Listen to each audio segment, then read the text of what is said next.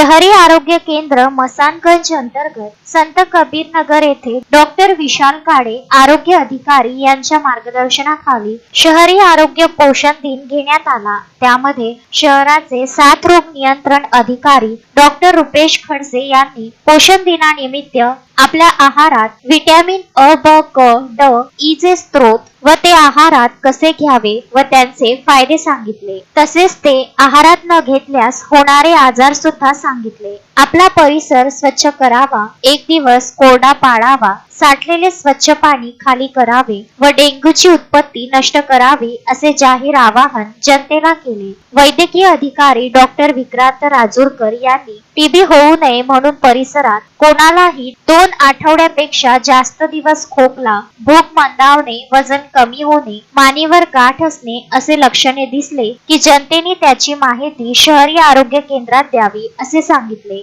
वैद्यकीय अधिकारी डॉक्टर स्नेहल पवार यांनी क्षय दूरीकरण करण्यासाठी शासनातर्फे मिळणाऱ्या प्रोत्साहनात्मक रुपये 500, 1000 व मोफत उपचार मिळतो असे सांगितले। या कार्यक्रमात ज्योती वानखडे, अमोल जांभळे, आरोग्य सेवक नेवाने, लॅब टेक्निशियन विनस धिकार, सौरव साबळे, आरोग्य सेविका प्रतिभा चव्हाण, कार्यक्षेत्रातील आशा वर्कर इत्यादी सर्व कर्मचारी उपस्थित होते। वैद्यकीय अधिकारी यांनी सभेत स्थानिक गरोदर माता, मुलं झालेली माता, किशोरवयीन मुली, लहान बालके यांना सर्व हिरवे पालेभाज्या, फळ, शेंगा व जेवणात वापरण्यात येणारी आहाराची सखोल माहिती दिली व पुढील विषयावर मार्गदर्शन केले। गरोदर मातांची काळजी कशी घ्यावी, त्यांना पूरक आहार कसा द्यावा, वैद्यकीय स्वच्छता कशी ठेवावी व लहान बालकांच्या लसीकरणाबाबत, कुष्ठरोग, क्षयरोगाविषयी माहिती, शुगर, बीपी याबद्दल व लहान बालकांमध्ये